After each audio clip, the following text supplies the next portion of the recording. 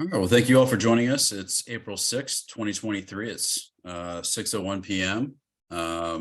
We're still admitting people into the public information workshop. And this is mostly focused on the 9th and Oakdale diverter plan. For a little background, this has been going on for quite some time. As far as the cut through traffic through town, and then them utilizing the ancillary roads, which I would call the dirt roads, to cut through and then get over to 6th. Most of the traffic is going north from Chase and Main, and then they cut over and then they go north over to 6th in order to avoid the traffic circle. So we created the traffic diverter, and we did a 30-day and a 90-day review, and it's working. We've had a lot of confidence on what's been happening about, reclaiming the neighborhoods. We still understand that there's still some more issues relative to, parking, people not understanding the traffic patterns, so on and so forth. But that's what we're here tonight to listen to, is you, the residents, to make sure that we gather as much information as possible, like we do with other projects. So when we bring it to town council, it's as finalized as we can and with as much input as we can get from those stakeholders that are directly impacted. We did receive several emails today relative to the diverter plan. But today what we're going to do is we're going to go through the three options that we came up with. We're not married to any of the three. So it's, pretty much whatever the consensus is of the public to let us know which ones you are in favor of, which ones you're not in favor of. Should we massage one or two? So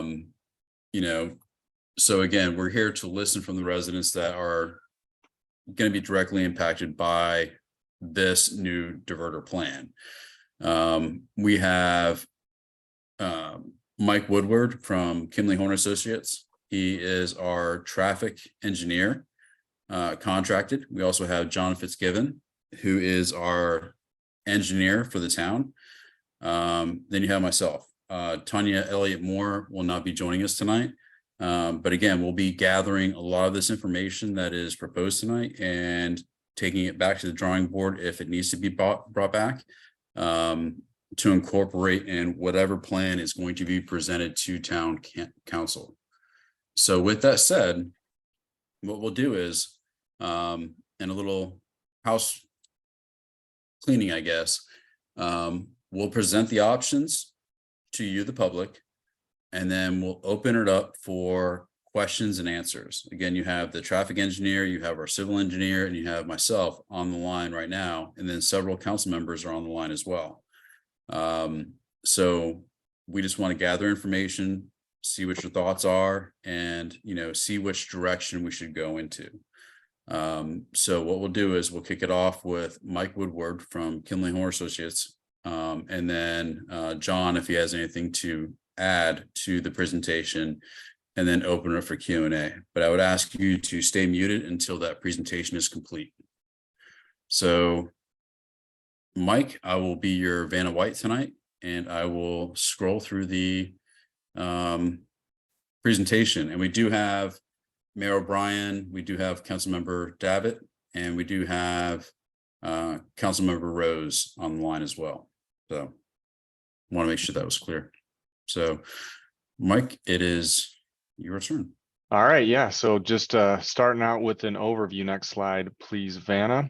We already mentioned there's been a 90-day trial with this diverter in place, and now we've got these concepts to talk about today. Next slide. The first concept is just signage, right? So we could remove the temporary barriers and then keep the signs in place and even add signs in additional locations as shown in the next slide. So right now, those signs are pretty close to the actual point of diversion. So it would be beneficial to have additional signs that are farther back, right, before the decision point, so that those signs can be read. It's similar to the way you'd experience a dead end sign. You want to see those when there's still an opportunity to do something different about it.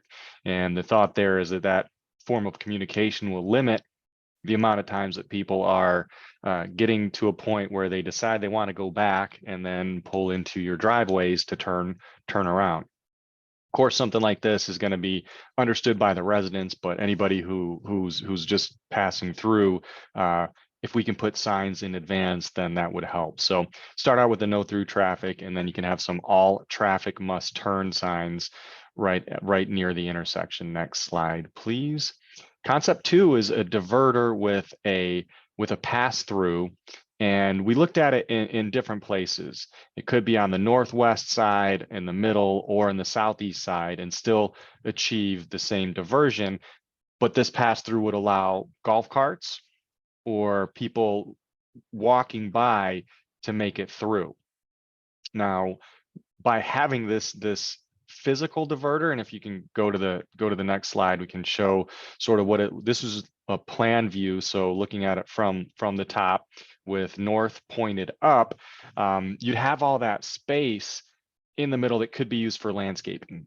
Now, later on, we're going to show you some pictures with landscaping in there, but I want to say that from our perspective, we would help with the design of how this could be achieved, but the landscaping would be determined by the town. I think you've already got somebody that you've thought of, but we would not have the engineers weighing in with what we think the landscaping should look like. So some of the pictures we'll show do include some landscaping, but again, that's all up in the air right now. For now, let's consider and just think through which one of these options would work the best in the area. But this would be a curb that you would build to create that diversion, and then concrete in the middle for the pass through. And we picked 6 feet as that width. So plenty of space for a golf cart, not wide enough for a car. A golf cart, you're still gonna have to go slow when it's 6 feet wide. You're not gonna want to barrel in there too fast, because that's a pretty significant corner, and that also helps out with just visibility and making sure that it's a safe maneuver if you're going slow. So there's really no choice to go blazing through something like this on a golf cart. So but again, this is that middle pass through. So if you go to the next slide, we looked at the southeast pass through, and we really like that compared to the middle, because it gives you a larger area for plantings. It's also easier to construct by just having one solid piece, and it's easier to maintain, recognizing that we do have a lot of the dirt on the dirt roads will flow whenever there's a rainstorm. By having it over on the side versus the middle, you're gonna have less maintenance, and that's even more of a benefit to having it in the southeast corner compared to the northwest, because there would be less washout, and constructability is just going to be easier in the southeast due to existing elevations on site. So if you could go to the next slide, please. This is another aerial view. Looks similar to the last picture we were talking about, but you can see some of the dimensions, and it would be in that southeast quadrant. There's a tree over there, and we would extend the curb around the corner to really create that barrier. So it's not a curb, then sidewalk, just a grass, where people might be more willing to drive through it than if there's a curb on both sides. People, meaning vehicles, people driving their car, are going to be less likely to drive through it by having that curb on the outside. So again, we do have sufficient amount of space to perform all the maneuvers. Everybody is going to want to go slow through this location, but there is enough room. Actually, if you go out there today and you look at the paths that people are taking, you can just sort of look at the road and where it's being sort of worn down. You can see that there is enough space, and that's kind of how we measured to determine, just based on the paths that are being used today. So if you go to the next slide, we've got our first rendering. Again, plantings to be determined, but this does show the sort of tight amount of space that would be there for golf carts, while still allowing enough space for vehicles. And if there's ever a condition when all 3 vehicles arrive at the same time, there'll have to be some communication. Like you're going to have to look at each other and wave and take turns and be civil to each other.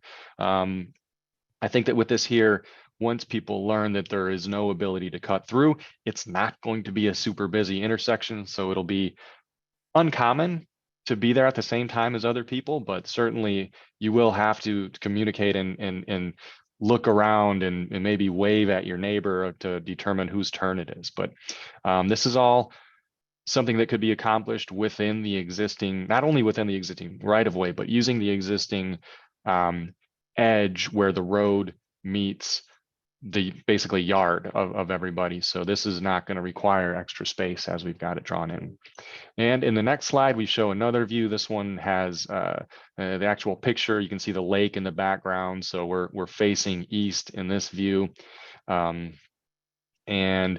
again, you can see that kind of curb that creates a raised bed with the specific landscaping, again, could be determined by others afterwards. So once one of these moves forward, the first step is that a contractor, somebody could come in and build the concrete and just sort of leave an open area, which then could be planted, or we could use pots that would allow you to sort of trade out the plantings as needed. But again, this does have a little concrete path for the golf carts, raised curbs all around. And then there's another view.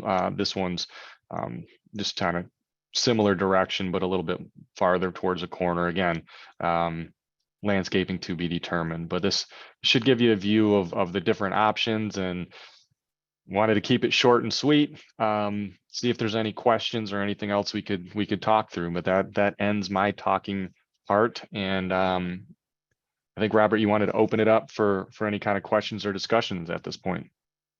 Well, I'll open up to John and then Chief, because I think Chief has seen a decrease in the traffic counts, especially with what we've put out in the past.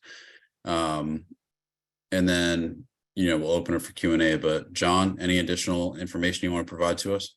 Yeah, I think the only additional comment I'd make, and if you can go to the plan view of the one with the golf cart path to the far east. Right there, yeah. One of the reasons why we actually looked at this as a possible solution is as traffic is coming down Oakdale Street to the south, the maneuverability for somebody to try and make that move if they want to cut and cross over the curb with a vehicle is almost near impossible. So it kind of added to just, hiding it, not making it enticing for someone at a center crosswalk to, or a center aisle to try and maybe make that move. Not that it would be a good move for them because we do have 6-inch curbs, but we did kind of like it off to the side a little bit because it just less enticing. Right. And Chief, from an EMS standpoint, if EMS needs to get to a location, they're going to get to it. This is not going to prevent them to getting to it, correct? Yeah, I think that's one of the things that was nice about this one. It seemed to be a low curb, and should true emergency occur, we definitely could go over that. Thank you, Chief. All right, from this standpoint, I'm going to be moderator. So if you will, please raise your virtual hand or type something in the chat box, and we'll be more than happy to answer any of your questions or address any of your concerns. Again, we're here to learn about, what you like, what you don't like. I believe we're going to go to the garden club to figure out what we're going to utilize within that area to make sure it's sustainable and it's nice looking. So with that said, we'll open up to the public comment. Brandy, I know I think you had some concerns, so if you want to jump in. I can start, but I might have comments after I hear some other things. But I did talk with Vicki Hurst, so I know she's the primary one who's going to be involved with the landscaping. So I spoke with her today. Mm-hmm. So a couple things in general is that I think that if it's low herbaceous material or things that are small enough, which I understand the chief's point. But if it's low stuff, people are still just going to continue to drive over it. I mean, I don't post every video I have a NextCloud that I've shared with the council and I believe you and some other members on staff, but there are still 15 or so cars a week that drive over the existing barricade. So the neighbors actually 3-4 doors down told me, I just saw them out today and they can hear it even when they're out in their yard. So I think that whatever landscaping is there needs to be substantial enough that it's going to prevent people from driving over it. And as much as I understand the situation with the police, I thought like with the police, the fire department, and also with the COE, who we contract for ambulance services, that we had checked all that out, like that if this road was, closed like permanently, that they were able to get around, they were able to maneuver. So I think the better the landscaping, the higher it is, the better. No, can I address your first question? The first Sure. thing is we can add, again, as Mike said, potted plants, and it would act like bollards to where you cannot cross, kind of like what we have in front of Town Hall, these huge concrete. I think the planters. concern is going to be is we're going to need, there's not going to be irrigation there, correct? I don't believe so. Right. Until I get potable water in that area. But again, we don't want to use potable water for landscaping. Right. No, I agree. I mean, so I guess it depends on, I don't know of too many species that could handle the kind of drought that we're in right now. Based on what I see in my neighbor's yards and my yard, like I haven't had sprinklers running for a couple of months. Mine are currently broken at the moment. My husband's got to fix, but so like the things that survive out there now with no problem are mostly natives, like, firebush. I mean, I have Simpson stopper out there. I have several species, but if you're planting them in a pot and we're not going to have irrigation, I think we're going to be hard pressed to keep things alive. So whatever we plant, I just think like if it's planted in the ground and it's a native, which you probably have to do some amending to the soil, which of course Vicki and I talked about, but then I think we'd have a lot better chance of it having good survivability and looking well when we're in a situation with this much of a drought, because we really do have like 2 months without it. So, I mean, I know we can work on the landscaping. So my only other comments would be, I just think concrete is a slippery slope. I can see the point of the curbs, but I've also seen what people do out here. And my husband has videos posted up to February. And I mean, where that culvert comes out right now, existing on the Glances side, I have seen people just fly over that like they think they're in a Baja course for dirt bike racing or something, in Jeeps and whatever. So I don't know if it would really prevent it from going in the neighbor's yard or not. I prefer not to see concrete in general. My other concern is we're talking about the different, and I had a conversation with Chris down the street, and he had said maybe something like, even just for that portion where the vehicle goes through, maybe like a little miniature ranch fence, like a, railing type equivalent or something that would prevent anything wider than a golf cart. And I do think it needs to be narrower because that's definitely wide enough for some vehicles. And my only other concern is, we still have people turning around in our yards. We've had neighbors' mailboxes damaged. Just today, we had another car turn around and he backed up all the way into the bushes in that corner where y'all are talking about putting it on the side. So there still needs to be measures in place that the neighboring properties know that we can have whatever it is to keep people from doing that on all four corners. So Yeah. that would be my biggest concern, because it is still happening. I know it's been months. I know it's probably not as crazy as it was in the beginning, but it is still happening. And the reality is we all know Horizons West is just going to keep building out and building out and building out. So there's always going to be 15 new people that don't know they can't cut through. There's always going to be somebody. So that would be my main concerns, but I'll let some other people speak. I do see Betsy's raising her physical hand.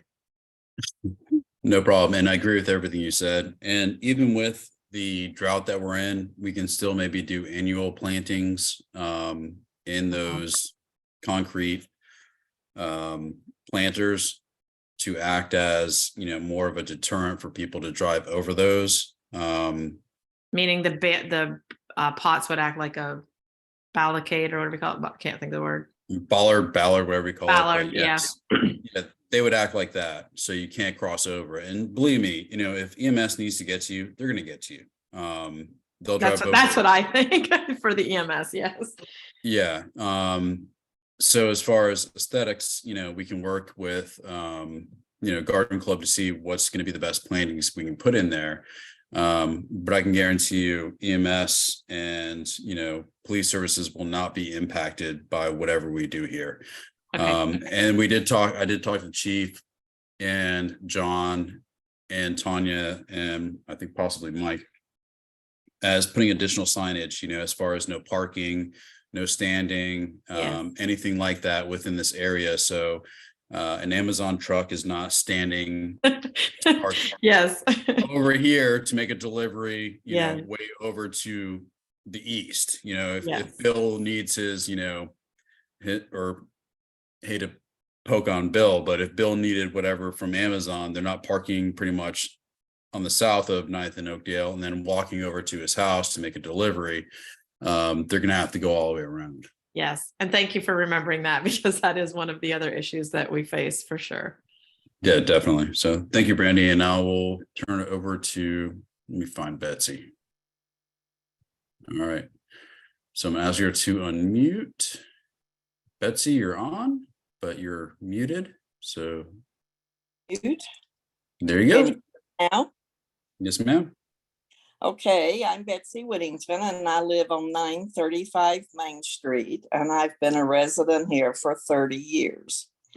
So certainly I know about the traffic, I know about the dirt roads, and then how we're all suffering from this traffic through town. I mean, I can't get out of my driveway. You know how difficult that is. So I am totally opposed to that pass through, to that concrete. We used to have signs that said through traffic only. I'm a resident. I think I should have access to all of the streets. You're not doing anything to help me and the traffic on Main Street. Why should we divert more of that traffic to me and take it off of Oakdale? That is just totally not fair. And I also, a big concern of mine is the EMS. I'm an emergency room nurse, retired nurse. And I've been nursing for years over on Sunset Bay. And I had a patient who was critical, and I had CNAs with her, and I would have to get to her. Her blood sugar dropped, and, trying to get out of the driveway and get there.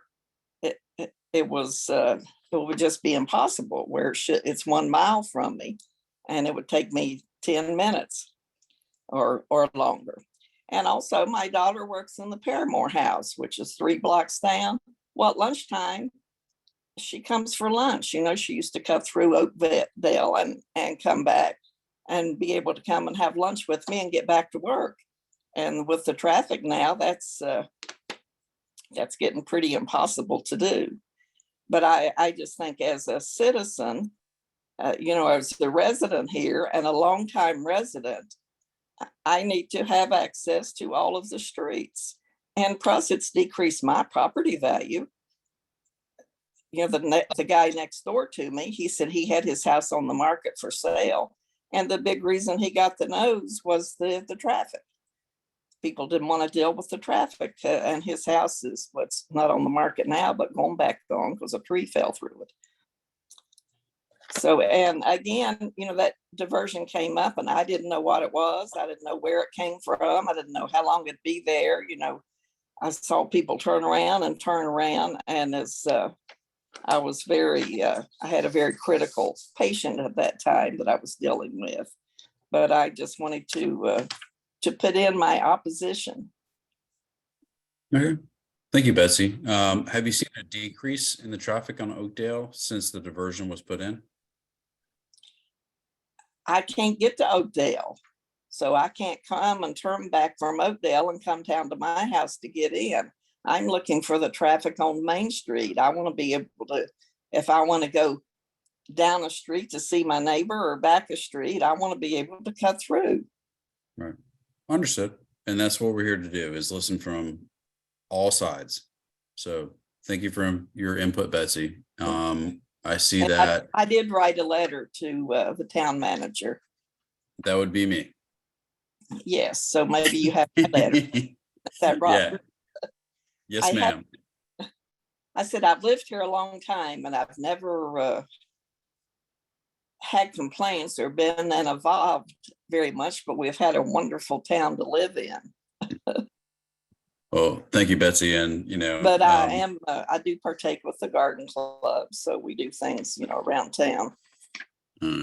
Well, thank you for your comments. And again, we're here to listen to both sides and get as much information as we can in order for us to present to town council whatever plan they would go with. So thank you again, Betsy. And if it's the squeaky wheel, I can squeak. All right. Thank you, Betsy. Thank you. All right. I'm going to go to Bill and Nancy Bardot. Hello, are we heard? Yes. Yes, sir. Okay, well, I'm a 40+ year resident, and this diverter is the best thing that's ever happened for traffic in our neighborhood. I mean, we literally only have post office vehicles, local residents, and Amazon deliveries and delivery trucks is about and landscapers are the only traffic on the roads now. That the Main Street is just going to get worse and worse. It's channeling cars down a dirt road where people have kids playing, dogs, etc., is not going to solve an issue. Now, as far as the diverter goes, I'm just curious. I've got a 1,000-pound Harley. I don't like riding on soft dirt roads, and am I going to be able to cut through on my bike? Is it 6 foot wide? No, but I'm just wondering. I mean, there's a golf cart crossing both north and south of this diverter. Why are we even accommodating vehicles of any kind going through here? Why aren't we just accommodating people who are pedestrians? We had a lot of feedback from residents within the area for golf cart access because there is a point on the east side of you to where when you go up, I forget the name of the roadway, but there is a crossing over there. So we did want to leave at least some room for golf cart and pedestrian access. But I just wonder because I know golf carts, if they're going downtown, they have to cross Main Street at some point anyway. Yeah, but if they're going to go to the northeast quadrant, there is a golf cart crossing, I believe. I don't think it's Lake Street, but it's up there. But yes, that's one of the requests that we had received in previous workshops. But I can't comment. If you want to look around and see if a police officer's there and just drive your Harley through. But is it going to be legal? I'm just no, it's not going to be. No, that is a motorized vehicle and not a golf cart. So yes. So I have to drive through an extra block of soft sand, which is not fun on a Harley, and I have to accommodate people with four wheels underneath them who can cut through. Well, and Robert, some of the golf carts are vehicles. They're tagged. Yes. So why do they get to go through? Again, we try to accommodate as much as possible, and we tried to accommodate the golf cart access. As Bill referred to, we're trying to reduce the amount of motor vehicles that are going through. Okay, well, golf carts are technically a motored vehicle. They're just electric. I mean, a Tesla is a vehicle, it's a motored vehicle. Yeah, I'm not going to get in debate on what's a motor vehicle and what's not. But again, a lot of people in town, we're trying to promote multimodal, which would be walking, biking, with strollers, and then golf cart access. Yeah. That would not include, like, you can't take a gem cart, which is a tagged golf cart onto the West Orange Trail. You know, there's pretty much no Okay. motor. It's probably a bad example, but you can't take a motorcycle on there anyway, too. Oh, right, yeah. But I mean, we're trying to be. The thing that stinks about this whole situation is that we're having to pay for the sins of other jurisdictions. And we're trying to do the best that we can while making, you know, the quality of life continued for the residents in that area. And that's one of the things that a lot of the residents in the area asked for, was to make sure that we continued the golf cart access. So, you know. Okay. Well, Robert, I can tell you, just- we don't see a lot of golf carts. I mean, the ones that come down to Lake Bessie, you know, it's a handful a week. So, you know, but I would like to see trees in the planting. Okay. And I'm also curious about, how is this going to coincide with all of the major construction vehicles that are going to be part of the Lake Bessie? Will they have to come down 8th Avenue and then down east and park at the lake? That'll be part of the MOT, and whatever is done per the HMGP grant that we're waiting on DEM to finalize. You know, a staging area will be temporary. So if they need to stage at Bessie, it'll be temporary, just as long as they can get that construction completed. And one thing I do want to note is that I've been trying to work with Senator Baxley and House Representative Amnesty on getting additional monies or appropriations to make traffic improvements at Chase and Main, 6th and Main, and Windermere Road and Main. And the ranking would be to make improvements at 6th and Main, because that's going to be the choke point if I'm going to release traffic from Windermere Road and Main and Chase and Main. So I want to make sure I get that money allocated first. And I had a discussion with FDOT District 5 today, and actually over the last 3 weeks. But I do believe they're going to hopefully give us the money for the potable water system. But it'll probably be like 3 years before I get money for the 3 intersection improvements. But we're trying to work on the traffic, but with Horizons West developing as it is, I don't see any change in the traffic. Now we're just trying to change the traffic pattern to get them back onto 6th. Yeah. Well, as far as the designs that you've presented here, I definitely think the one with the side pass through is the most practical. And the only thing about that, there's going to have to be something permanent or large inside that landscaping area, because I know these 4-wheel pickup trucks will go right over this artist renditioning with no problem. Right. So that's why we can come up with the concrete planters or, trees of some sort to make sure that they do not do that. So, Mike and I and John are taking notes, and we'll incorporate that into the final plan that's presented to Town Council. I would think Jane Glantz and Debbie and Brandy and I would all like to be involved in that as well. No, that's fine. I mean, we're more than happy to work with everybody in the area, especially when you're directly impacted. As far as what's going to be located there, how is it going to look, so on and so forth. And I think we've been very upfront, very transparent with that, especially with the Bessie projects. So, yeah. So what kind of time frame are we looking at here? Based on the amount of money that this project would cost, it's very minimal. The only delay that would happen would be, okay, let's say that I get Town Council approval in May, that they say, listen, we like this idea, we want to move forward with this idea. Mm-hmm. To close a roadway, I need 2 ordinance readings, which would be 2 months. So at a minimum, you're looking at 3 months before this is implemented.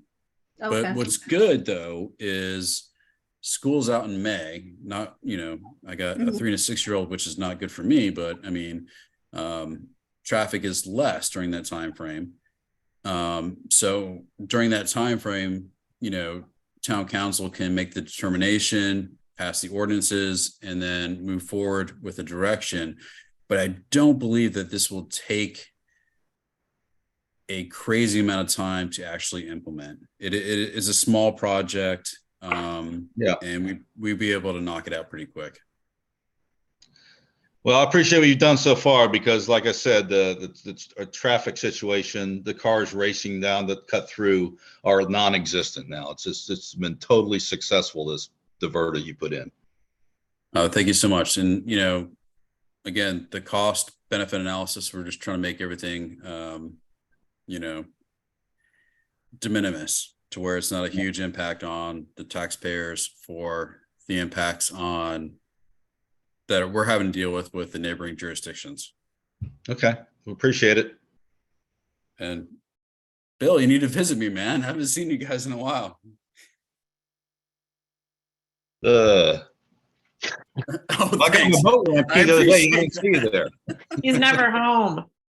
I know, but I hear the Who said that? Who said that? Brandy.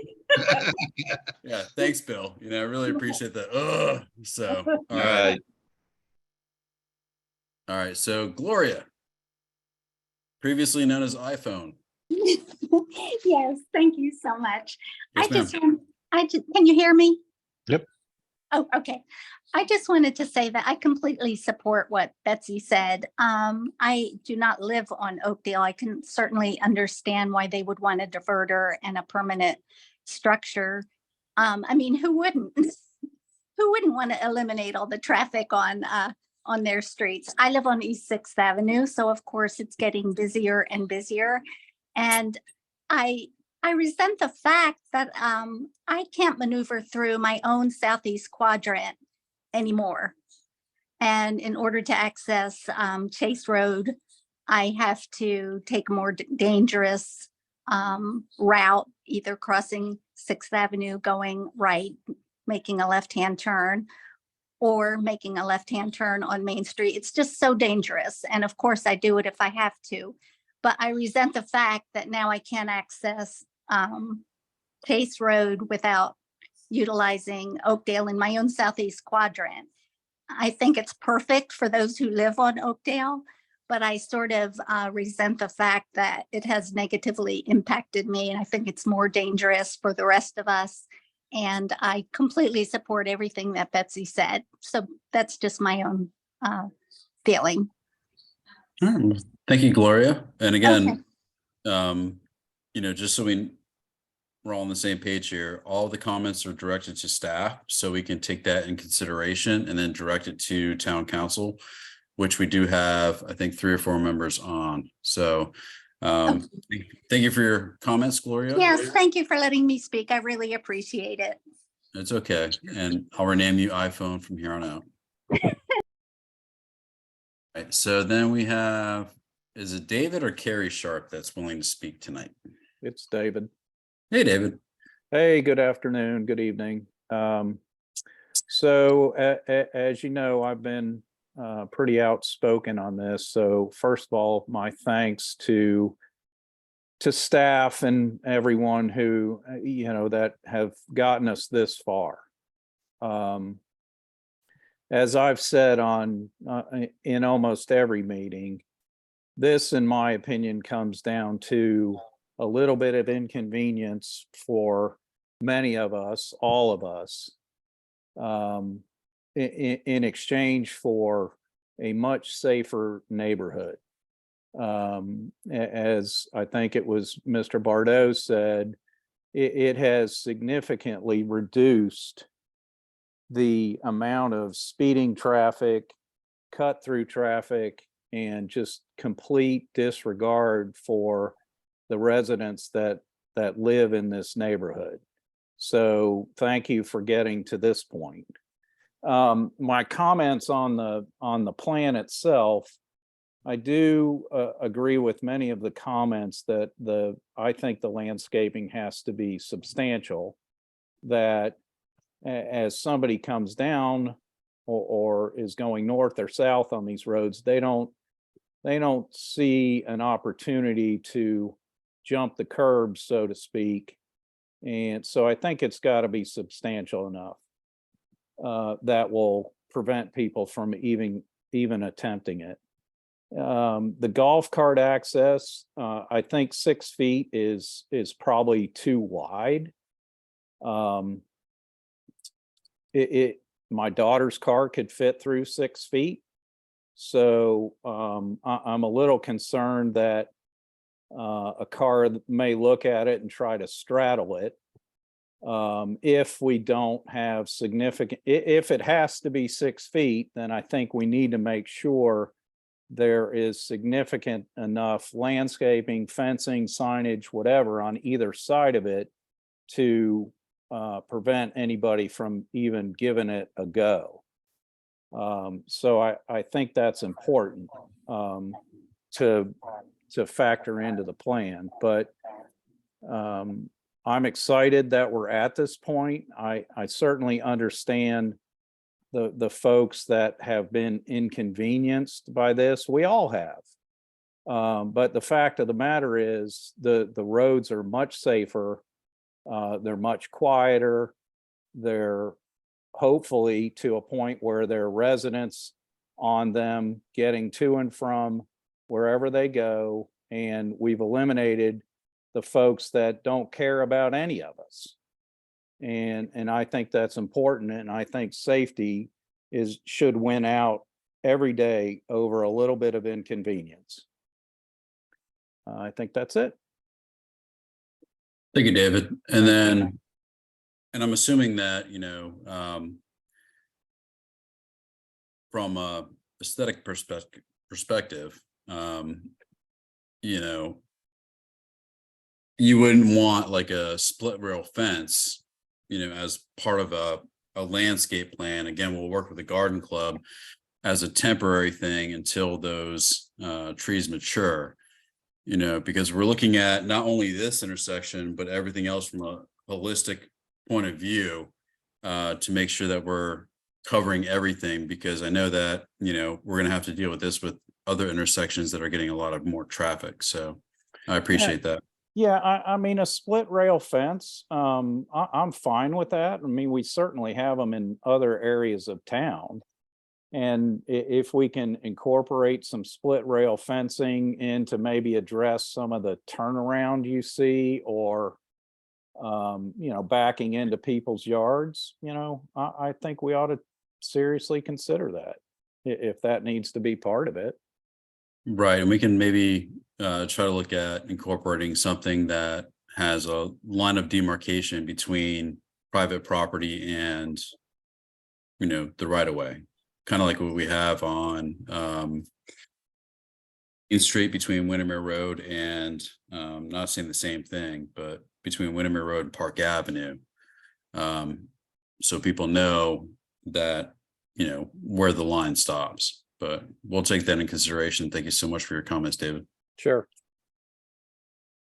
Bill Martini, ex-council member.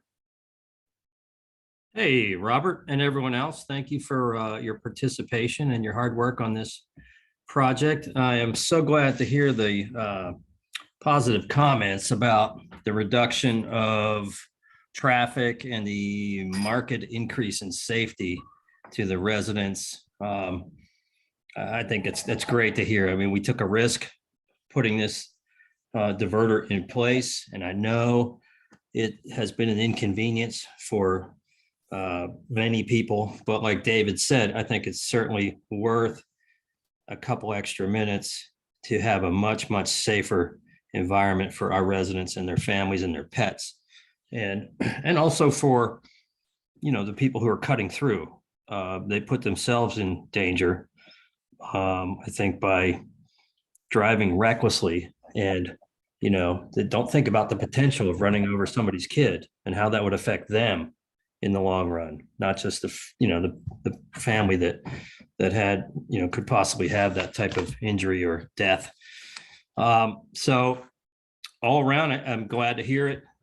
We had sort of a similar issue on Ridgewood Drive when we put in the no turn signs between 4 and 7. It's inconvenience to go an extra couple blocks and then have to come all the way back to get to my house. But the reality is, even in the worst traffic, it takes an extra 3 minutes, maybe tops. And We do have just signage. We don't have any physical barriers in place. So I missed the first 10 minutes of this meeting. So if the just signage solution was discussed, I would recommend staying away from that, because the just signage solution for Ridgewood works about 80%. It has cut our traffic about 80%. There are still people who ignore that and cut through between 4 and 7. And the reason, those are the people. Those people are the reason we're having this meeting in the first place, because they could care less about signage, speed limit signs, whatever. So you're not going to get compliance like we have it now with the physical barrier. So I would just throw that one out the window if it was me. And as far as the golf cart width goes, or the golf cart crossing, the standard golf cart, a standard golf cart is 42 inches edge to edge on the outside edge of the tires. But of course, here in Windermere, we have lifted carts with bigger tires and whatnot. The average outside to outside edge is about 52 to 54 inches for a built-up lifted golf cart with big knobby tires. So keeping that in mind, I think 5 feet would be a sufficient width for a golf cart crossing. I don't think it needs to be 6 feet. I think that just invites people to try to get through with their car. And as we've seen with our traffic circles, occasionally there is going to be a car that misses the structure completely, the fact that it's even there, and they're going to blow right through it. So we'll probably have that same issue with this diverter, but I think if we can reduce the temptation by making the golf cart crossing more appropriate in scale to a golf cart, at 5 feet, I think is more than enough room for a golf cart to pass. And those are my comments. Thank you all very much. Appreciate it. Thank you, Bill. And again, we'll take that in consideration, especially not only just for our right of way, but to the property owners to the east, because some people may want to just jump the curb and take the short route out. So, we'll try to figure out how we can curtail some of that. And you brought up a good point.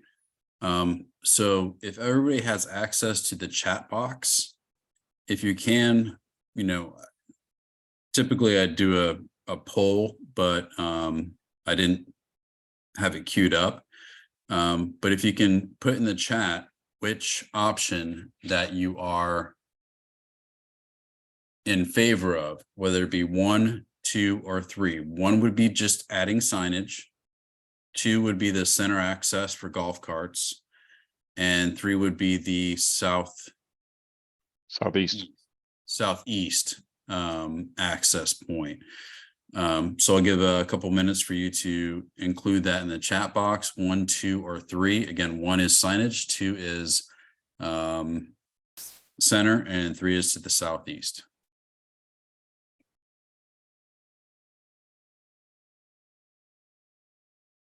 And just by the first 5, understanding that we have 24 on here, it looks like 3 might be the winner. And again, we'll make sure that we include, if 3 is the option, additional barriers for the landscaping.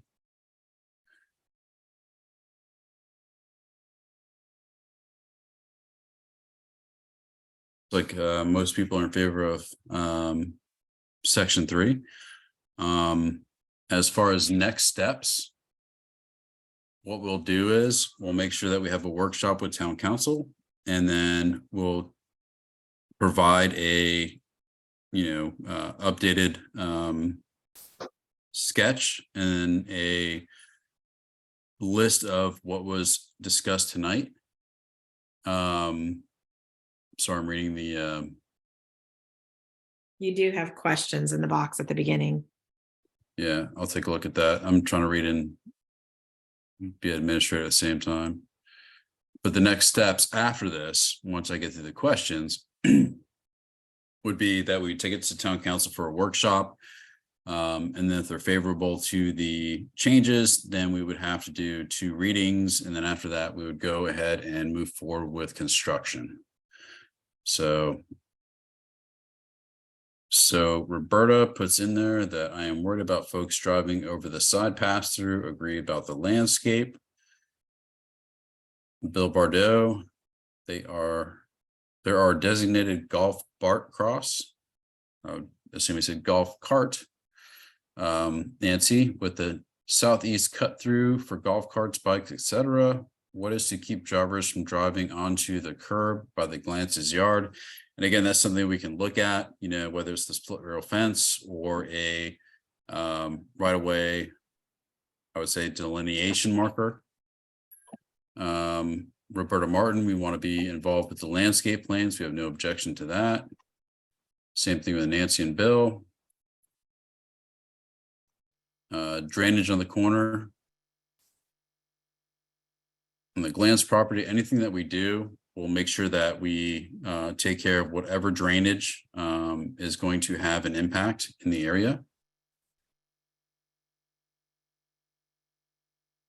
For Nancy, yes, the sketch by Kimley Horn Associates with the center is under consideration. So if you were going to, That's not the one I was talking about. If you're talking to me, John Fitzgibbon did a sketch, and I got it from Brandy. Brandy probably can show you the access, where it was a slender cut through in the middle, not the one that was done by the designer here. That looked great to me, and I was surprised that it wasn't being considered. Maybe John can answer that. Yeah, John, Nancy, you know, is yeah, I think the one that you're referring to, as we started to look at the design and look at proper radiuses on both, you know, 9th coming south and then 9th going north, it didn't really, we didn't have a thick enough median to be able to provide the proper medians to allow us to do kind of like that little S turn. I think that's what you're talking about. Yeah, As a center access point. I think it was like a little S turn coming through the small pinch point. It And is. It's the one that was talked about months ago. Yeah, and so as we She's started aware. to look at the required radiuses, as you look in this picture right here, it gets very narrow and pinched at the center, which is why we started to look at an eastern version of a cut through, because that maneuverability for a vehicle coming south on 9th made it very difficult for them to get through it. So it's, that was more of a wider lane. Basically, once we got into the design, trying to do a little S curve through that small little area made it very difficult. Mike and I looked at that. What is the like if you do the side opening? I know it's 6 foot wide as you have it on the plan view, but what is the length? Like of like, for example, the right edge of that landscaping area, and like how wide is that through there in general?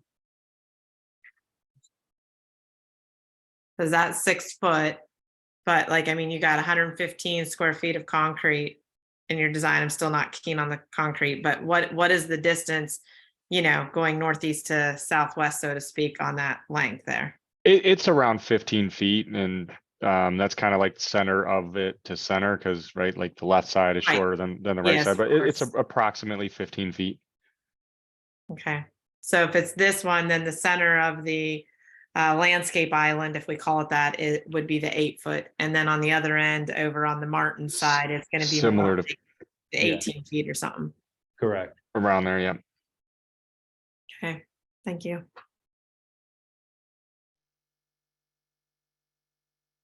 and then we have Councilmember Davitt on. I would just, again, caution on how you would vote, but any comments? Yeah, Robert, I just want to clarify something. So go back to that previous rendering you just had up on the screen.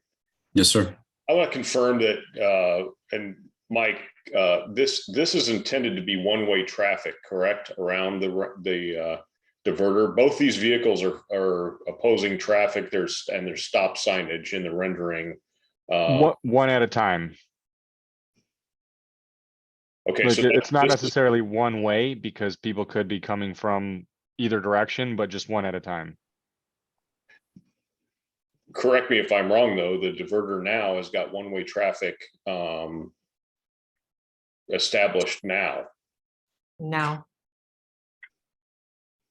We have two-way traffic on both sides of the barrier, whether you're on the northeast quarter or the southeast or southwest corner. The traffic goes in both directions. So with that being said, Mike, I think we need to evaluate the lane spacing throughout that. And we've looked at, we've maintained about 17 feet through the curve. And again, like that's enough for one car at a time. It's not enough for them to be like, if there's a car coming from each direction and they're trying to pass, there's not enough space for that to occur. And that's why I was kind of mentioning that if cars access this intersection at the same time, they're going to have to be careful of each other. Yeah, so I'm just concerned that does that meet the code requirements? Well, and I mean, like 9th Avenue is 11 feet wide, which is not wide enough for two cars now. So I'd have to look at your code to see what's going on. But I mean, Oakdale at 16 feet, that's not wide enough for two cars. Like none of those are going to meet your typical roadway standards. So I'm not sure what the town has. I've never looked at your code for roadways, but like those don't meet, a lot of things don't meet your standard green book criteria. Yeah, no, I understand that, but those were existing conditions that have been in place for a very long time. I'm just concerned about a new development area and not meeting that. So it's just something we need to evaluate and look closely at, and I'll be involved if you want me to. Okay. Okay. Yeah. Thank you. Can Mike, I get a little bit of input, Robert? Oh yeah, real quick, Mike, is Yeah. that MUTCD, whatever it's called, standards, or is that? It's gonna be green book. MUTCD is gonna govern a lot of the signage, but Florida Green Book is the primary like roadway standard manual for non-state facilities. Yeah, and I remember correctly that, when we had the discussions on Bessie Butler was to maintain the existing width of the roadways. But I understand Councilmember Davitt's concerns as far as two-way traffic, on the northeast quadrant and the southwest quadrant. So, all right, Molly Rose. Hey, Robert, real quick. I'm sorry, David. Yeah. David first, and then Molly Rose. So we've had this diverter up since August.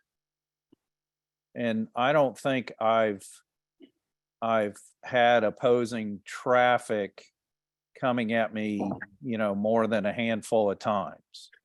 And 90% of Oakdale is arguably one lane to begin with. And, before the diverter, when we had so many out of Windermere people cutting through, you were playing a game of chicken. Now it's likely one of your neighbors, and it's much more, people are much more polite, and we pull over if we need to. So, the width of the curve it has not been an issue even as as it is today, the temporary diverter. Okay, thank you, David. I'm going to move to Molly Rose, or Councilmember Rose. Yeah, hi, thanks, Robert. I was wondering, was there a reason that you chose not to build a higher concrete wall that a vehicle really can't go over in this area? Because something's gonna go through it and they're gonna tear up whatever we have there. So since we don't need it for emergency access, I'm just wondering why we did not look closer in that. I'll have Mike and John answer that question, but I think 6 inches is standard. Yeah, but it's not gonna stop a vehicle that Understood. wants to do it. So I'm just wondering why we didn't put a big planter all the way across. Mike, what's the standard for curb? So, right, we just assume this as a standard size curb, mostly to keep costs down. You could use all kinds of different things as a barrier. It doesn't necessarily need to be, but we went with a curb just to sort of control the area and to keep it manageable as rain goes through and washes out. We've got something to kind of put it back towards, and it kind of protects the area a little bit and keeps it contained. If you don't have something like that, you could build something else. Again, it doesn't necessarily need to be a curb, but I think if you specify it as type D curb, you're going to get some decent bids, because a lot of people know how to build that. If you want to go with something that's substantially larger, then it would have to be designed specifically and constructed in sort of like a special criteria, which would raise the cost quite a bit more than just calling out a standard item. I think too, Molly, one thing we were trying to do is get away from that Jersey barrier kind of feel to it with the concrete walls. I think, and I've heard this comment tonight, which I think is worthy of looking at. But if we had like, ligustrum trees or something, so that when people were coming down the road and their headlights saw a hedgerow versus low landscaping, I think that's going to actually help with the diversion as well. So I think, what we're trying to do is look at how do we look at the aesthetic of it, while at the same time provide good sound engineering. Robert, I Okay, have one more thanks. comment if I can. Yeah, Molly, are you finished? I just want to make sure that we answered your question. Yes, I am. Thank you. All right. You're on, So- Brandon. Yep. So the other thing I wanted to say is, my driveway's right here, almost at where this barricade is. So when I realized that the width is going to be, wider than just the orange row of poles, whatever you want to call them. But like, we have had a police car sitting for, I've lost count how many days. I think it was prior to Christmas even that it's been out there.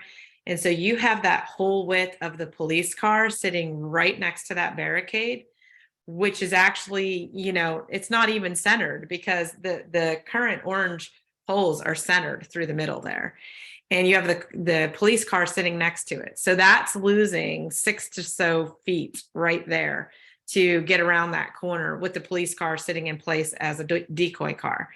And I come in and out of there to take my daughter to school and pick her up every morning, and wherever else I need to run errands. And I've never had an issue with another car coming at the same time. And if we do, we just take turns. Like, I've been living with it for 9 months, and probably 50% of that time has had a police car parked there. So I haven't seen any issues. And people do seem to realize, there's two of us, you can only fit so many cars, and there's a police car in the way, and you just got to take your turn and go through. So I don't think that's really going to be too much of an issue either. And I don't think we meet the standards anywhere, but that's just my comment on what I've experienced with the police car in place. Yeah, I believe once this is in place, the police car will be not needed. That would be nice.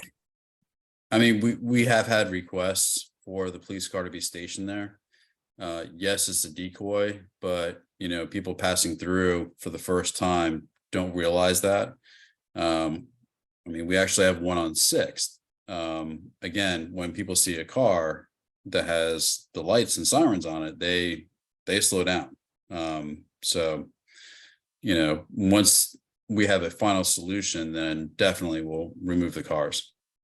Right. It's not a problem. I'm just saying it's been helpful, and it takes up that width that, doesn't interfere with like the narrow lanes that Tony was concerned about. But Right. yeah, definitely. Well, thank you for It gets moved around. It moves from here to 6. So that's if it's at 6 today, it's not outside my house today. Yeah. All right. Mayor O'Brien. Thank you, Robert. Thank you, everybody, for making sure that you're here and giving us a lot of solid input. I just have a couple quick things.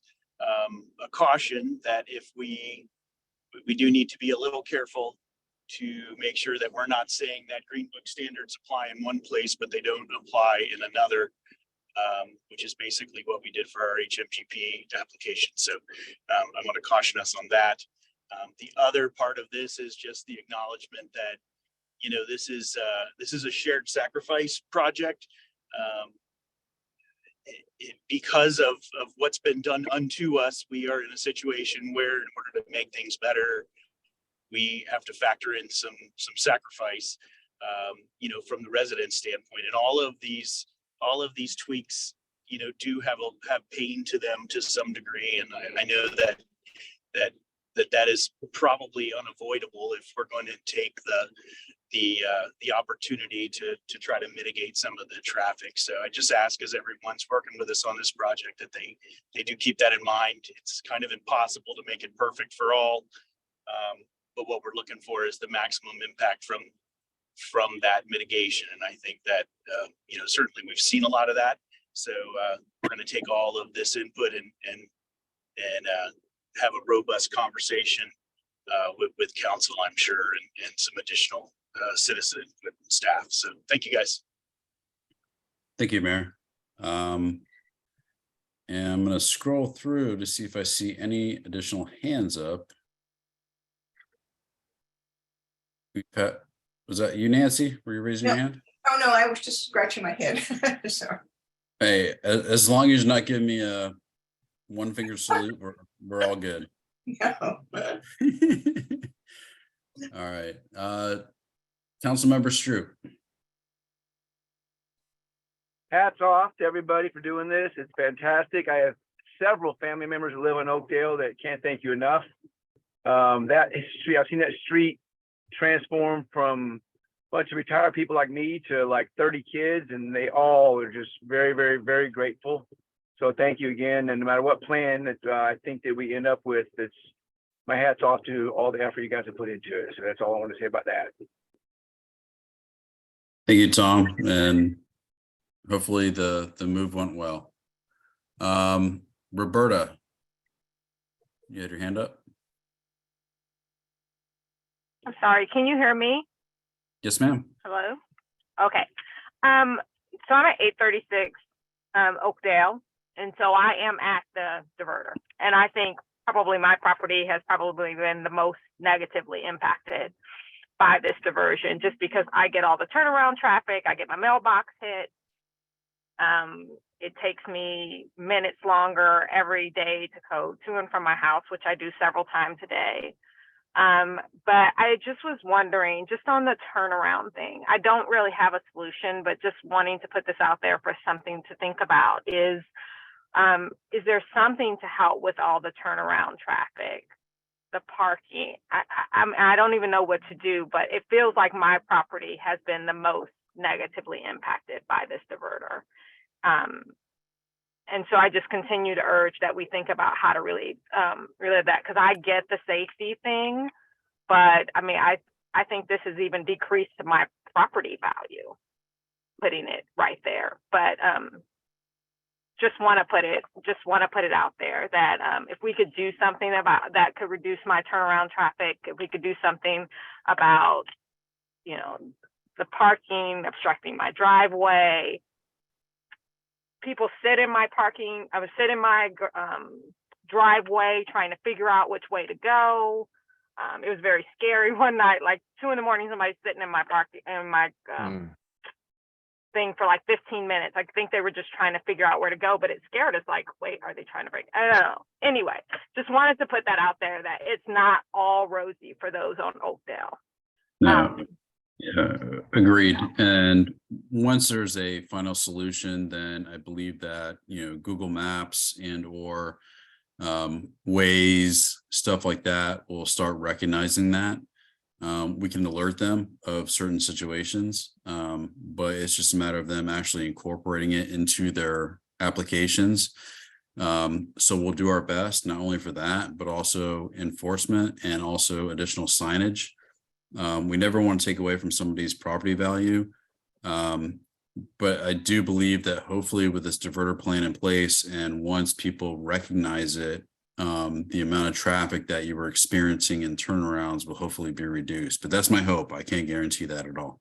And one note about the signage is that if we can put some signs farther back at the decision point where people can take another route, then some of them will, right? There's no way they will promise that 0 people are gonna distrust the sign or say, well, I don't care what this says, I'm gonna do it anyway. But some people will see it and decide to turn off. And if once they know that there's no ability to go through, putting those signs farther back where there is an opportunity to take a different road to get back to Main Street, some cars will do that.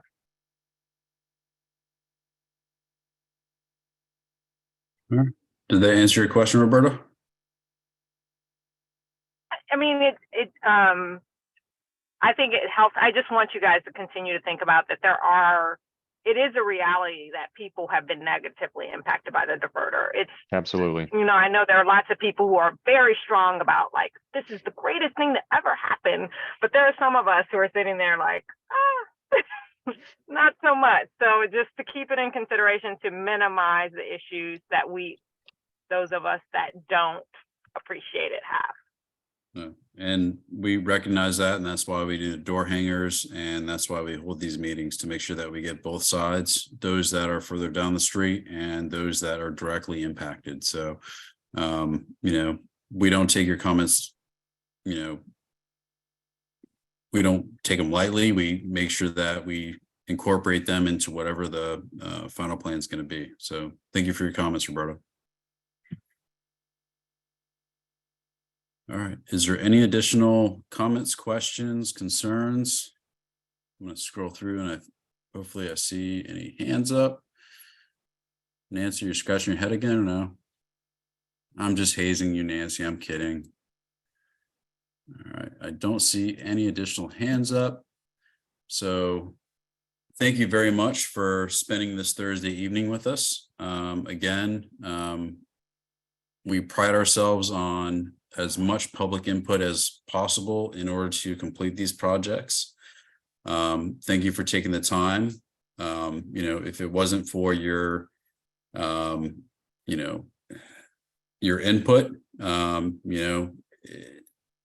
things would just go just whatever, way that we thought it would go. But we want to be conscious of, everybody's input, and we thank you all for participating. And you all have a great weekend. And we will let you know when Town Council will have a workshop. So thank you so much. Thank you, Robert. Thank you. Thanks all. Bye. Thanks.